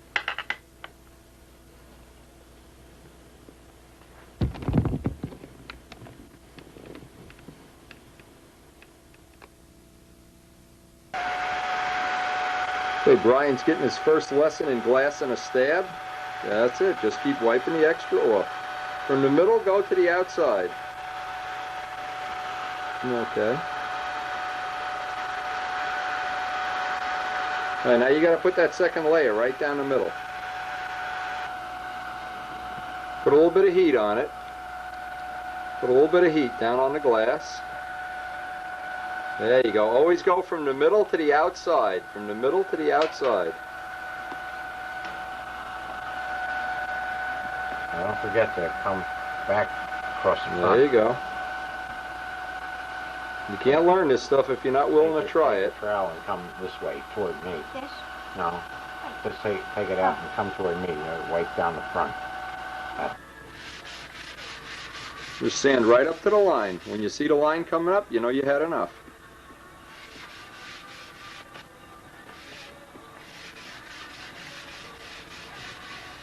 Now make sure you're not sanding off the front line. You sanding off the front line or not? No? Nope. Okay. And hold it flat on the edge of the table. The whole trick here, keep it flat on the edge of the table when you put that leading edge angle on. Wave to the camera. Wave! Say hi. Say trick or treat. Say trick or treat. Say, I'm going to be the world champion. Hey! Come on, wake up. It is Halloween, don't He's forget. tired. Yeah. Well, If you can't say trick or treat, no one's going to give you any candy. you know what it is. Especially me. I'm not even going to He give you. just went all the way up and All down. right, we're trying to hollow out Jimmy's Block top Avenue. block here And then he went all the way up and down. in our class of the night here, and it is Halloween day. Trying to get some more hollowing done. Ron's out there making up some motor mount plates for a 46. Nice class here. Nice class so far. Yeah. Hey, sanding slave, you having a good time? Yep. Okay. The best part of all Monday night building sessions. Aha, pizza time. Sausage, pepperoni. Look at this.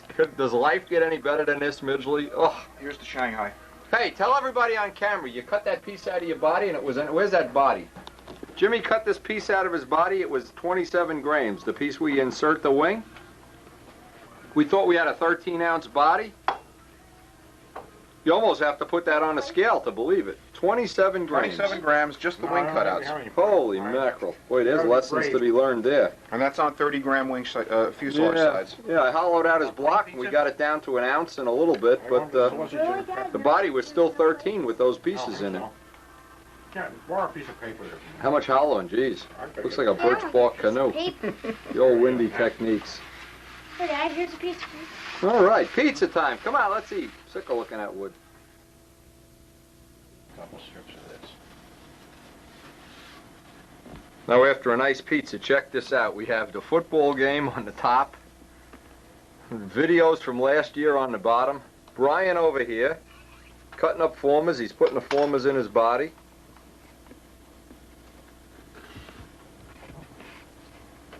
And make sure you line it right up with the red line. Line it up with the red line and make sure to turn it over. Get it nice and even.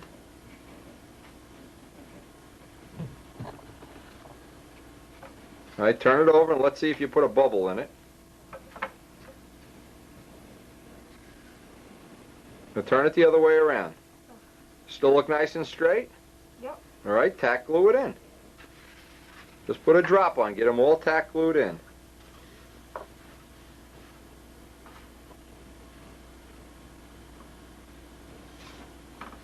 Now what did we get out of your fuse, Jim? Where's your fuse? I didn't even see it. You got yours down to 12. Where's your fuse? Yeah, it's hiding over here behind 12? Oh, you're hiding it. We got your fuse down to 12 by extensive hollowing, chopping, stealing. In fact, we were going to set it on fire. We got so mad before. All right, not bad. Not bad. You're down to a 12-ounce fuse. It's 1 ounce. The whole top block and rudder is down to 1. Beautiful. That got that weight out. All right, beautiful. It's looking good. All right, and Brian's doing formers. Get them nice and straight now. We got this special mail in here about this new wax we got to read about. Yeah, you better read that later.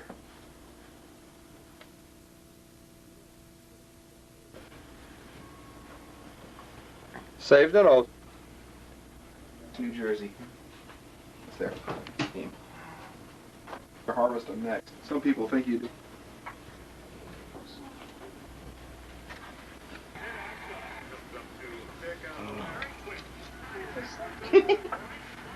We got a great tape from Buddy Marcellus that says how to tell if you're a redneck. So we may use that on the ending of one of these videos or the beginning or whatever. We'll be looking forward to using that. Getting those formers in nice and straight, Brian? Get them straight. I can't work on this. You know what happens? Huh? Can't work on this one. Well, I won't be long.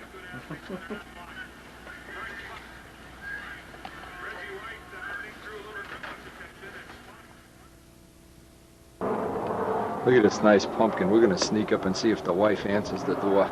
Trick-or-treating here. Can't wait to see if we get any trick-or-treat out of this woman. Come on, come on. Dying to have some trick-or-treat. It's Halloween night.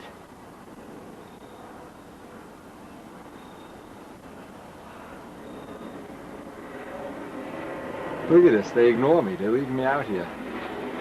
Can't believe it. Look at this. Look at the kind of wife I have. Trick or treat! Trick or treat! Get the hell inside! Where's my wife? Get out of here!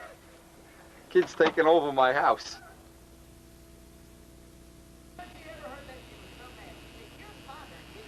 Well, thank God Halloween is over. We expect Joe Adamusco here tomorrow, and we're trying to get a little more work done today on this tailplane. One of the things I want to thank Buddy Marcellus, and this is Rick Ashford's friend, who donated this great funny tape we have about how do you know if you're a redneck. I've been playing this over and over until my ears hurt. You hear it in the background now. We'll put some of this tape on somewhere on the end or the beginning of one of these videos. Thanks to Buddy Marcellus. That was great. Anyway, thanks to all the people that contribute pictures and whatnot. What I did, start the day off, I trimmed off all the edges nice. Now I'm going to carve and sand in all the front and back edges and get the airfoil section cut into this whole, the whole assembly, and that'll be the next step here.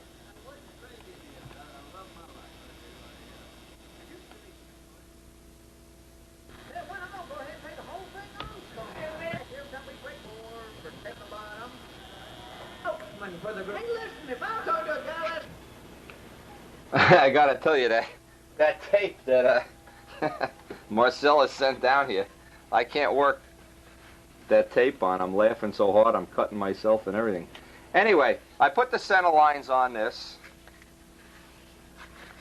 Next step, now if you're really concerned about going into the wood, one of the things you can do is lay a piece of masking tape up here.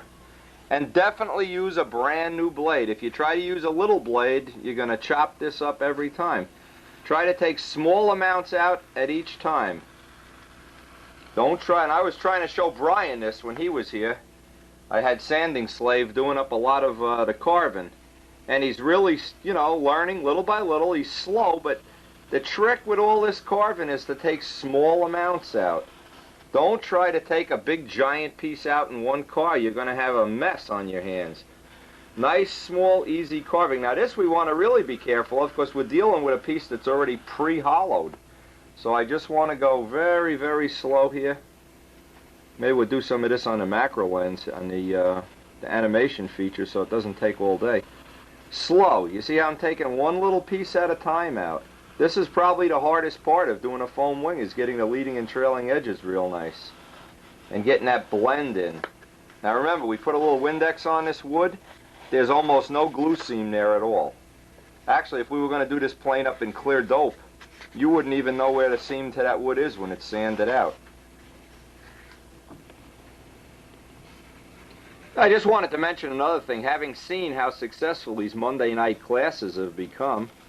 And one of the things that's really good about them is everybody seems to have a good time. You know, what I didn't expect to happen was to have people helping each other as much as been happening. In other words, Jimmy got done with his top block and he helped Brian for a while. Brian's been sanding parts for everybody. He's getting to be the sanding slave supreme. But what it is we're genuinely having a lot of fun, and at the end of the night, almost everybody has something done that they've really enjoyed doing. So I encouraged other people, and obviously Dave Midgley is one of them that has had other people over his house or his shop. Try to give them a hand, try to get some, obviously if we had some young kids, more young kids, get them involved and get them excited about building. You know, building, a lot of people look at it like it's some tedious thing like cleaning a toilet. Well, it is if you do it alone. If you try to make it as pleasant as possible, and one of the things I find enjoyable, having my friends over, having a nice TV going in the background with some video, having some music, having these funny tapes. Anybody else has some funny tapes, I'll try to work them into the titles at the beginning or the end of the videos or whatever, but try to make it fun. I know that sounds ridiculous, but if it isn't fun, maybe this stuff isn't even worth doing. It's got to be fun. And you have the most fun of all when you share it with other people. At least that's what I think. All right, we're going to carve and sand the rest of this. Now, another good trick, when you want to sand this sheeting in, is we're going to lay this right on the edge of the glass so that the glass actually holds it and keeps it from bowing. If you try to sand it in midair, you usually sand a bow in. Always support it on the edge of a glass. Now, one of the things I wanted to show on a tape, too, this is a master ass screw plane that Jim Damarel brought over here for us to test. I don't know if we tested this on video yet, but I wanted to try it on a leading edge here, and you can see it does a really nice job. I think I can find some more uses for this, cutting blocks and whatever. You can clear the chip at the end of each stroke, too. This is definitely a useful tool. I think everybody should, this is like a $4 tool you can buy in a hobby shop. This is a great tool. Actually, it's working better than I thought it would on here, but just one of the things you can, from time to time, pick up off the video. Good little helpful tools.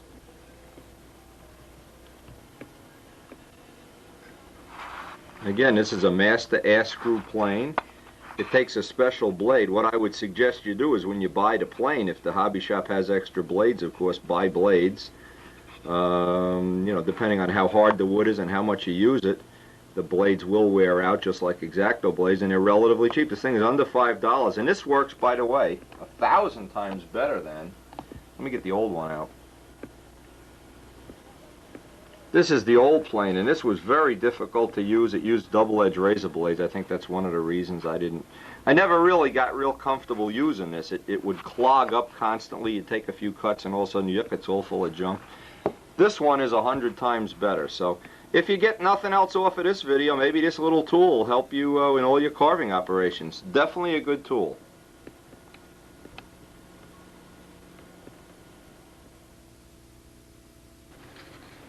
Now I'm ready to start sanding this. What I'm trying to show on the video here, a good trick, is hold this on the edge of a flat table. This is a real important thing if you can support it in some way. I got 500 sandpaper on a block. I just want to dress that glue joint down and go right into my center line. Sand right up into the center line, and don't make, a couple of things here, don't make the joint so thin that it's papery. What'll happen is as soon as you hit this with dope, the thinner will go down and hit the foam and melt the foam. You don't want to make this paper thin, that's for sure. Just want to blend that in. That's why I like to do most of the carving with the plane or with the knife, and then I have a really minimum, and that's about it. I can turn this around, get the back done the same way, but I'm supporting it on a flat glass table at all times. And we have that real thin trailing edge, so we don't want to do too much sanding.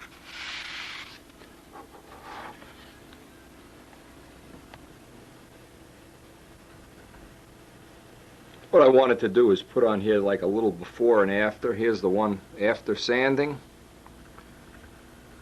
Before sanding, just to give you an idea of, you know, what we're aiming for here, airfoil-wise. Obviously, I'll do the other one off camera.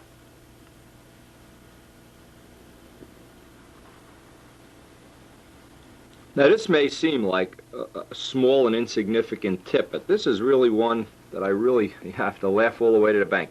Of all things, my wife went and bought me some pens. Good old Karen. She knows I'm short of pens, and she heard me cursing and screaming at the pens all ran out of ink. She bought me a half a dozen of these Pilot Razor pens. That's Staples.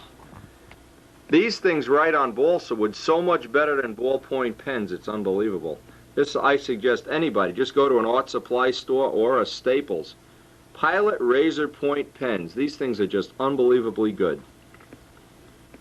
I did all my center lines with these, by the way. I wanted to give them a full and good test before I before I put anything on a video. I like to use it myself, test it myself, make sure it works. I can't stand these people that just run out and tell you everything that they've done, and then you find out they haven't even done it. That's one of my really pet peeves of this hobby. Anyway, I'm using these now exclusively. Hopefully, next time I'm at Staples or whatever, I'll pick up another dozen of these and see if they make them in different colors, red and stuff, for doing center lines. For center lines, for doing foam wings, Pilot Razor point pens. Great tip. Just another thing you can get off the videos. Now I'll get the other one all carved and sanded off the video. No point in making this redundant. And then we want to join the stab halves together. While they're drying, then we'll work on the elevators. So what I'm always trying to do is get one drying, and while one is drying, I'm working on the other one. So this is what we're trying to aim for today, as much as we're going to get done.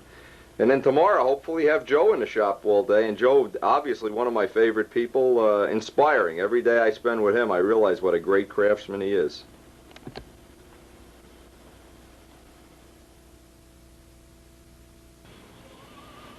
Now what I'm trying to do is get to both sides so I have a straight center line. And what I'm doing, I'm just picking up the high spots so that I get a nice joint on here. Just block sand out the high spots, and of course, with Scotty cutting these, they're really pretty accurate to begin with. Just a couple of swipes of the sandpaper. I want to make sure I have all of that evening up before I have to fill that center joint with epoxy. Now what I can do is find the high side, see if this has a little dihedral or anhedral, and in this case, I'm rocking on a leading edge. Usually what you do is, it's just like doing sheetrock work, you rock on one edge or the other. And even just the thickness of 2 swipes of sandpaper will get it nice and even. And that looks pretty good now. Now once you find that it's pretty even, and you're happy with it, we'll be ready to glue this together. But the most important thing now, think this is what you don't want to have, is have that angle or this angle. That angle, this angle, or this angle, or this angle. With all 4 of those, now because we're on a flat table, that'll make that angle real easy. And what we'll do is we'll put some glue in here. I'll put some 5-minute epoxy, and then just tape these together and tape the side that need. In other words, if it's bowed this way, I'll put tape on this side. If it's bowed this way, I'll put tape on the other side till I get a nice press fit. But most of all, I want to have this angle right across here perfectly straight when I glue it.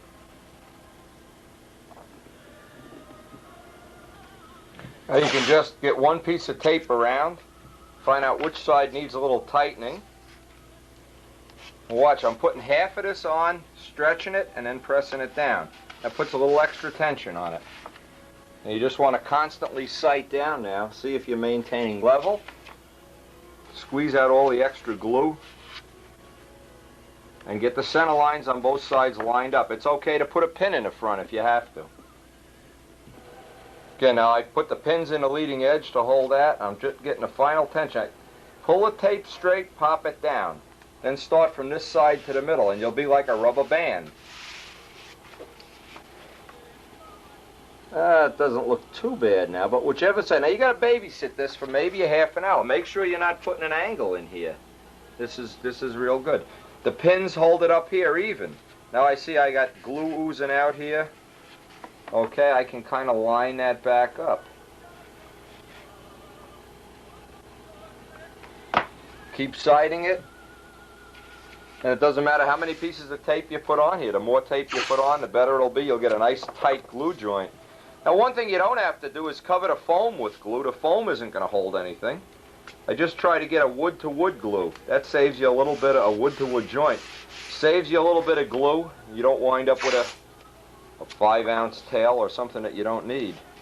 Every little place you can save weight on a tail, except for glass in the middle. That's the only thing you don't try to save weight on. That's like the motor mounts. Just make them. Okay, whichever side needs a little tightening, we'll tighten it. Make sure we maintain this angle. We'll put this aside to dry, and while this is drying, we can go work on getting the elevators sanded to shape.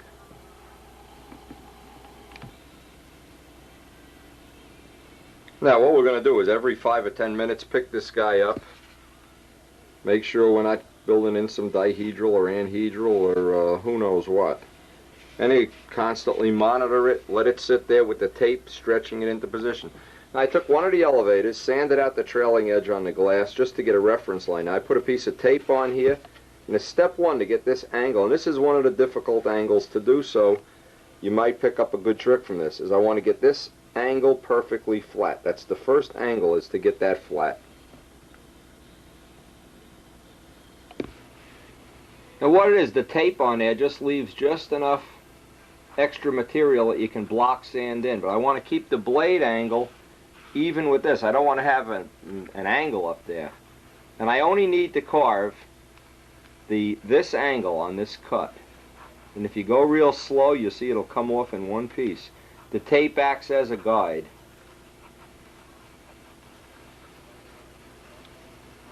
Small amounts, if you've made the part oversized, use small amounts. You can get this off in one nice little macaroni strip.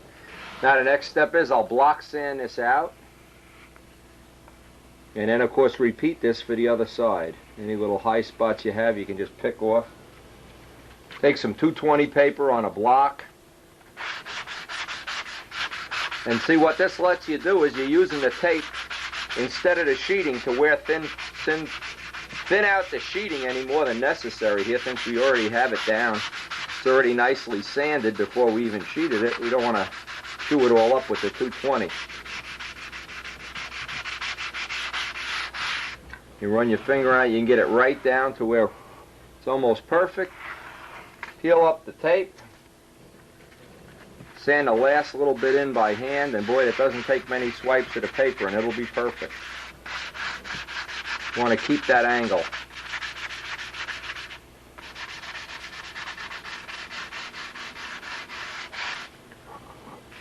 That's almost perfect there. Now, if you remember on previous models, we recut this piece off, got inside and hollowed it all out wherever we didn't have hinges. We're not going to bother doing this because we're going to have more than a normal amount of hinges on here. I want to have extra hinges this year, more hinges than last year. So it almost wouldn't pay to even take it apart to get that little extra amount out. Now we'll just repeat the whole procedure on the other side and on the other elevator and get these all nice and flat, and then we can go on with carving that angle out for the hinges.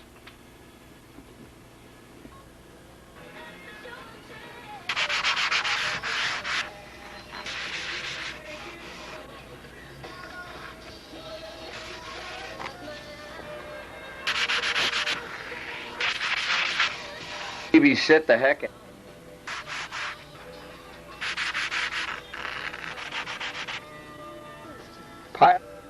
Now all through this last procedure we've been just checking it, babysitting it. Babysitting it means just check that this isn't going out of center to center lines.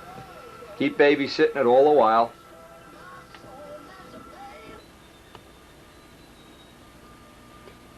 Next thing I want to do, I want to get these the angles put on the hinges.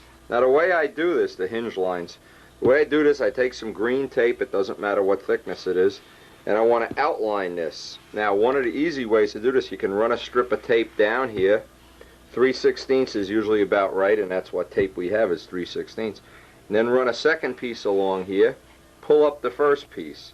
Now what I'm going to try to do though is I'm going to try to put a little bit more of an angle in this than I normally do. What that does, it makes a straight line right across here, and as you get out to the tip, because this is thinner by a little bit, it really doesn't give you the perfect angle. What you need to do is thin this out just a little more at the tip. Now what I did on the thick side, this is the thick side in by the fuselage, I put a dot in on the 3/8 leading edge piece. That's a 32nd from the glue joint. And out here I'm about a 16th from the glue joint. So I'll have just a 32nd of an inch of taper in. In other words, I want to maintain the same angle across here, but it doesn't run completely parallel to the leading edge or to the glue joint. It goes off by about a 32nd of an inch.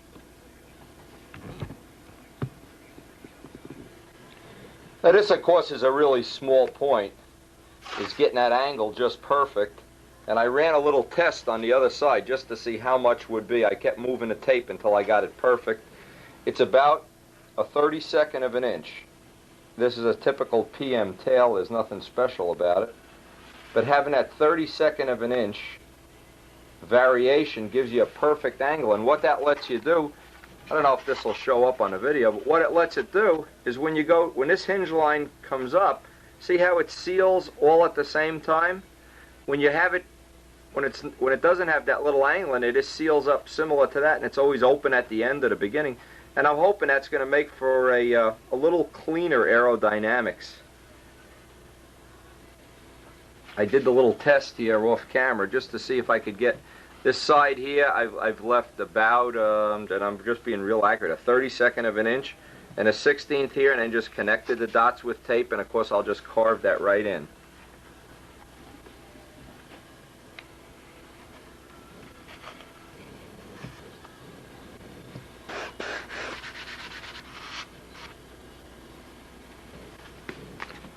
Okay, got that angle, and by double checking it this way, actually just against a flat surface, that's real accurate. That's going to be just about perfect when we get finished.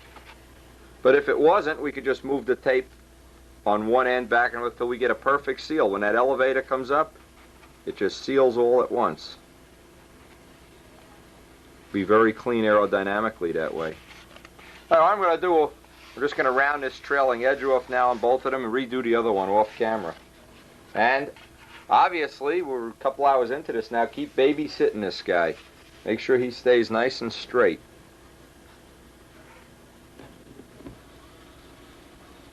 Okay, all the edges are carved and sanded. Next thing I want to do is put in the hinge pockets into the trailing edge of the elevators.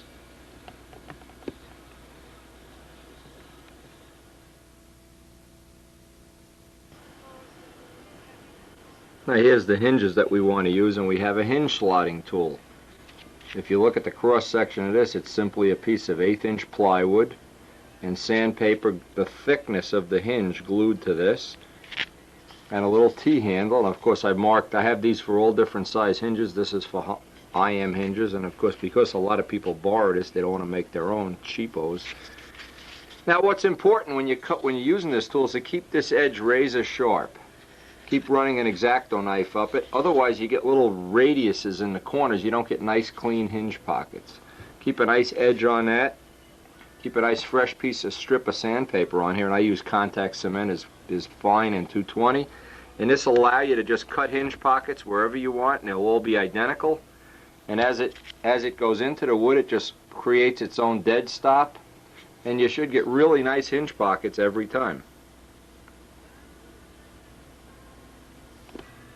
Now you can see I've marked off where the hinges actually want to be, and I want to take a few swipes with this. Just start it real gradually, make sure I don't start walking it around, and it'll bottom out. Once it bottoms out, I've got the complete exact thickness of the hinge pocket that I want.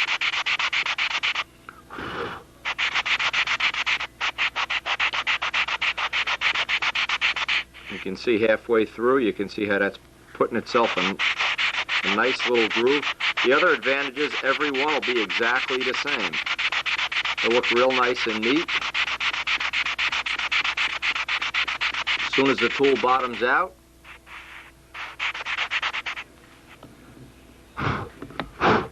and you get these nice square corners. And of course the hinge. Where the heck did I put the hinge? Ah, you lost the hinge. The hinge will fit, once we drill the slot, the hinge will fit right in there perfectly. And of course you make a tool for each size hinge.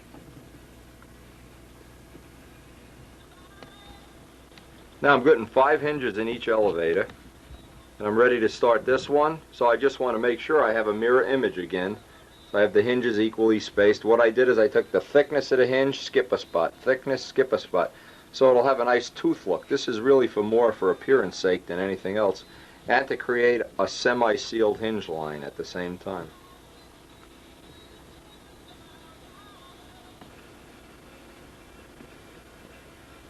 Now we're almost at the end of this tape. We're going to finish out this tape with some footage from the summer flying, whatever, so that we don't end in the middle of one of the critical steps here. Anyway, and maybe we'll put that music on, that Buddy Marcellus music, Rick Ashford's buddy. Ashford, you're in trouble, man.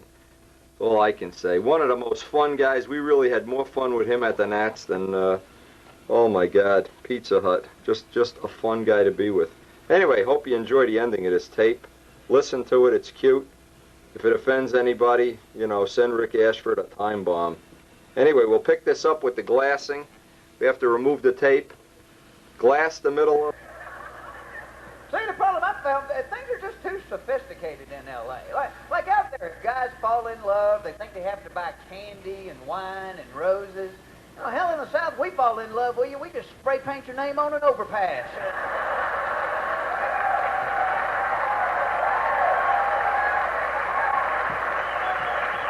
That's true love there. I say it with Krylon.